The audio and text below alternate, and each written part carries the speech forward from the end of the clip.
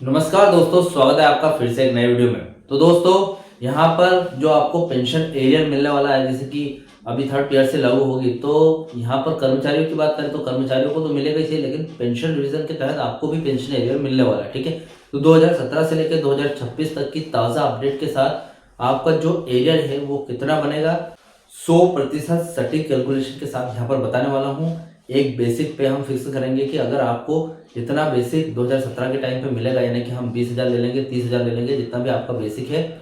एक सब्सक्राइबर ने मुझसे एक सवाल पूछा था, उनका जो भी बेसिक था उसके आधार पर आज मैं ये कैलकुलेशन आपको करने वाला हूँ। ठीक है, तो चैनल पर ना तो सब्सक्राइब करें। मेरा नाम है सुरेश शुक्ला। जानकारी यूजफुल लगे तो लाइक करके जरूर जाना। चलिए दोस्तों, बढ़ाते हैं वीडियो को आगे।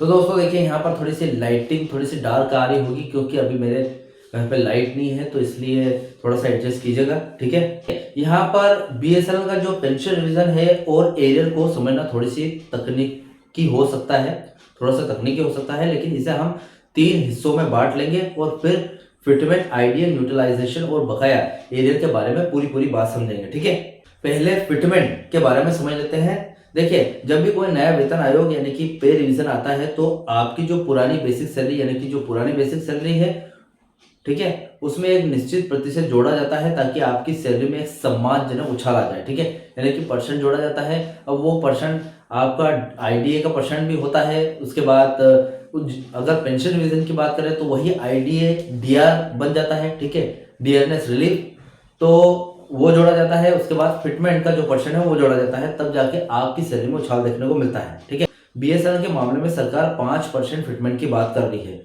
पेंशनर्स एसोसिएशन की मांग है वो 2017 के टाइम से 15% की मांग है। असर अगर देखें, अगर फिटमेंट 5% से बढ़कर 15% होता है तो आपकी बेसिक पेंशन में लगभग 3,000 से 4,000 का अतिरिक्त अंतर देखा जाएगा। ठीक है, यानी कि हर महीने 3 से 4,000 रुपए आपकी जो सैलरी है वो बढ़ जाएगी। ठीक है, तो जो बढ़ी हुई सैलरी है वही अंतर होता है। तो पुरानी आपकी बेसिक पे, जैसे कि आपकी पुरानी बेसिक पे 20,000 थी और नई बेसिक पे यानी कि थर्ड ईयर से लागू होने के बाद आपकी बेसिक पे कितनी बन गई, 20,000 से 25,000 हो गई। ठीक है, तो अंतर कितना आया, पहले 20,000 थी अब 25,000 हो गई, यानी कि 5,000 का अंतर आया। तो यहाँ पर आपकी सैलरी 3,000 से 4-5,000 तक बढ़ जाती है। ठीक है, तो यहाँ पर आपकी जो पेंशन है वो 3 से 4,000 रुपये बढ़ रही है। ठीक सैलरी के हिसाब से ही जोड़ा जाए तो पेंशन भी वैसे ही कैलकुलेट होती है। ठीक है, तो अगर सैलरी होगी तो इससे डबल होगी और पेंशन होगी तो यहाँ से आधा होगा। ठीक है, 3 से 4,000 पेंशन का अंतर आता है। ठीक है, अब आइडियल न्यूट्रलाइजेशन जीरो से शुरुआत की बात करें तो पेंशन रिवीजन का सबसे बड़ा नियम यह है, जब नई पेंशन लागू होती है तो पुराना आईडीए 2017 के टाइम पे 119.5% है, उसे खत्म करके 0 कर दिया जाएगा और उसे बेसिक पे में जोड़ दिया जाएगा। ठीक है, और बाकी जो बचा हुआ आईडीए रह जाएगा, यानी कि आज तक का 2017 से लेकर 2026 तक का आईडीए जो भी बचता है 118% के समथिंग, 118 और 120% के समथिंग जो भी आईडीए बचता है वो भी 0 हो जाएगा। ठीक है, और वो फिर से 0 से बढ़ना स्टार्ट हो जाएगा। आज 2026 तक आते आते यह दर काफी बढ़ चुकी है, यानी कि 236.8% हो गई है। इसलिए आपकी नई बेसिक पे पर मिलने वाला नया आईडीए आपकी पेंशन को काफी बढ़ा देगा। ठीक है, यानी कि 2017 के टाइम पे तो 0 हो गया था, लेकिन तब से लेकर 2026 तक का जो इंडेक्स है, सरकारी डेटा इंडेक्स, उसके हिसाब से आईडीए वापस बढ़ा होगा, क्योंकि 0 तो आपका 2017 से माना गया है ना, तो 2017 से लेकर 2026 तक का आईडीए वापस से माना जाएगा। समथिंग 53% के समथिंग एक्स्ट्रा जुड़ेगा। ठीक है, तो 0 आईडीए नहीं होगा, 53% हो जाएगा आपका। ठीक है, आज अगर थर्ड ईयर से लागू होती है तो तीसरा पॉइंट है एरियर की कैलकुलेशन कैसे होती है वो देख लेते हैं। एरियर केवल एक महीने का पैसा नहीं है, बल्कि जनवरी 2017 से आज तक की हर महीने कम मिलने वाली पेंशन का जोड़ है। तो देखिए दोस्तों, इसको कुछ इस तरीके से समझते हैं कि जैसे कि आपकी जो पुरानी बेसिक पेंशन थी वो अगर 26,000 थी, जैसे कि मेरे सब्सक्राइबर ने बोला था, आपकी जो पुरानी बेसिक पेंशन है,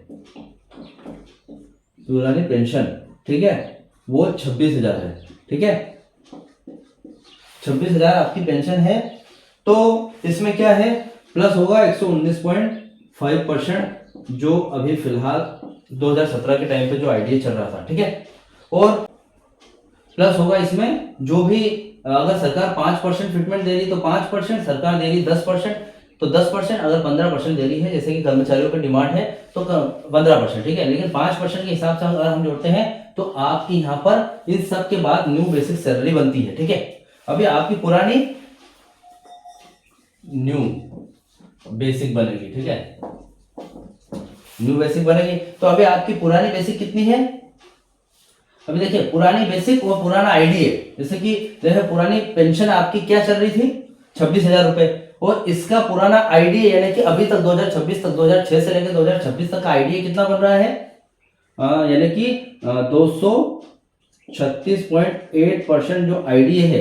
देखिए दोस्तों यहाँ पर बात ये आती है कि 2007 से लेके 2026 तक का आईडी कितना बन रहा है, 236.8%।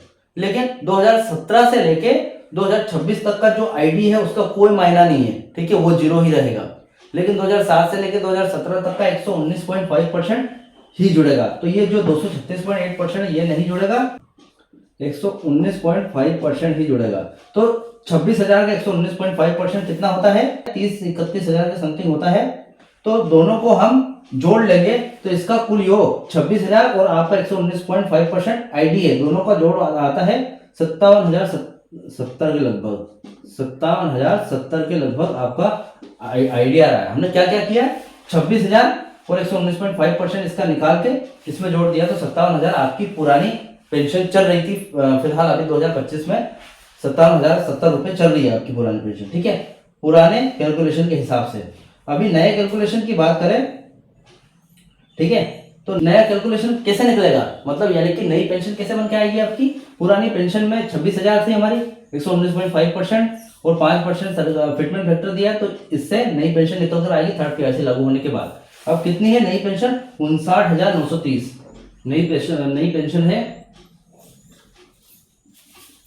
59,930 रुपए नई पेंशन के बन रहे हैं, ठीक है। इसमें 2017 से लेकर 2026 तक का सरकारी इंडेक्स के हिसाब से जो डाटा जुड़ेगा वो भी जुड़ेगा, यानी कि समथिंग 53% या फिर 50%, चलो मान के चलते हैं, ठीक है, अनुमानित 50% मान के चलते हैं। तो कितना हो जाएगा, 59,930 में 50% निकाल कर जोड़ देना है, तो हमारा कुल निकल कर आएगा 59,895, यानी 59 का कितना होता है, 30,000 के समथिंग है ना।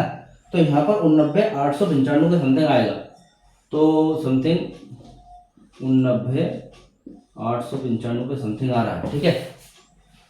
तो इतना कुछ आ रहा है, ठीक है। तो मतलब अंतर कितना आ रहा है यहाँ पर, अगर हम पुरानी बेसिक पे हमारी 26,000 थी, नई बेसिक पे कितनी बनकर आई, 59,930। पुरानी 26,000 थी और नई बेसिक थे, नहीं, हमारी नई जो बेसिक पे है 59,930 बन के आई। इसमें से पुरानी जो बेसिक पे है उसको अगर हम माइनस करेंगे तो कितना निकल कर आएगा,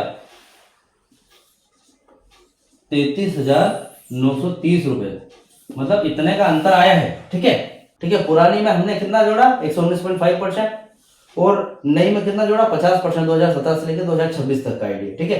तो ये पुरानी सैलरी बेसिक पे है हमारी, ये नई बेसिक पे है, ठीक है। इसका हमें 119.5% आईडी हमने कितना निकाला है, वो मिलाकर हमारी सैलरी कितनी बनी यहाँ पर, 57,070 रुपए, ठीक है, 57,070 रुपए सैलरी बनी है, ठीक है। और उसके बाद यहाँ पर हमारा जो नया थर्ड पेयर से लागू होने के बाद जो आईडी निकाला था 2017 से लेकर 2026 तक का, वो कितना था, समथिंग 50% हमने लिया था, मान के चला था, इससे ज्यादा ही बन रहा है लेकिन 50% हम मान के चलते हैं। तो इसका 50% कितना होता है वो हमने प्लस इसमें कर दिया था, तो हमारी सैलरी कितनी बनी थी, 69,895, ठीक है, ये वाली सैलरी बनी थी हमारी, ठीक है। अभी यहाँ पर इन दोनों के बीच में अंतर क्या है, इसको हमें माइनस कर देना, ठीक है। इसमें से अगर 57,070 रुपए घटाएंगे तो कितना बनेगा हमारा, 32,825, 32,825 रुपए, यानी कि 32,825 का अंतर निकल कर आ रहा है यहाँ पर, ठीक है। देखिए ध्यान दें, ये मासिक फायदा पिछले 9 साल 118 महीनों के दौरान धीरे धीरे बढ़ा है, ठीक है। शुरुआत में 2017 में यह अंतर कम था, लेकिन जैसे जैसे आईडीए बढ़ा यह अंतर गैप बढ़ता गया। बढ़ते हुए गैप को जोड़कर 5 से 6 लाख रुपए का एरियर बनता है आपका, ठीक है। यानी कि आपका हर मंथ एक महीने का, अगर अभी जो आपका एक महीने का अंतर है वो 3 से 4 हजार का अंतर आ रहा है, ठीक है। अभी हम 12 महीने का अंतर जोड़े तो समथिंग 50,000 रुपये बन जाते हैं, और 9 के हिसाब से जोड़े तो 4.5 लाख रुपए के समथिंग आपका बनता है। ठीक है, तो 5 से 6 लाख रुपए का एरियर यहाँ पर बन रहा है।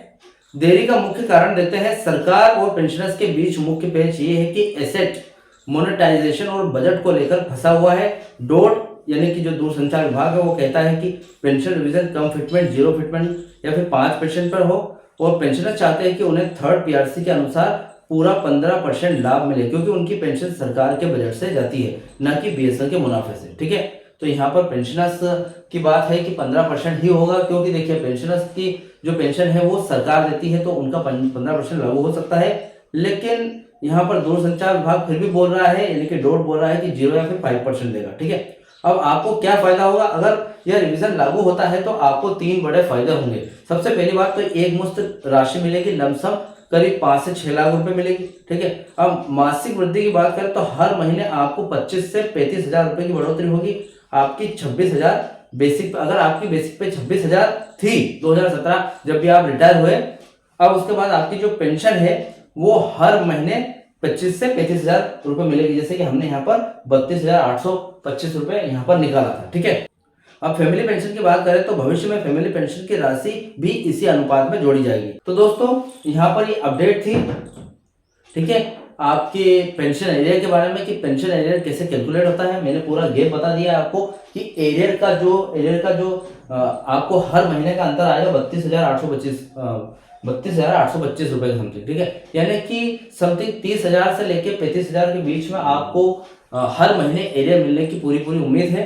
ठीक है, और पेंशनर्स के मामले में तो ये सटीक खबर है, क्योंकि पेंशनर्स का मामला सरकार के पास है। अब वही पेंशन रिवीजन करेगी तो आपको 100% 15% फिटमेंट फैक्टर भी मिलेगा, और यहाँ पर ये जो राशि मैंने कैलकुलेट करके निकाली है ये भी आपको जरूर मिलेगी। ठीक है, तो फिलहाल इस अपडेट से रिलेटेड आपके जो भी डाउट क्वेश्चन वगैरह होंगे मुझे कमेंट कर सकते हैं। वीडियो अच्छा लगा तो वीडियो को लाइक कमेंट से जरूर करें। मिलते हैं दोस्तों नेक्स्ट वीडियो में। सी यू सून।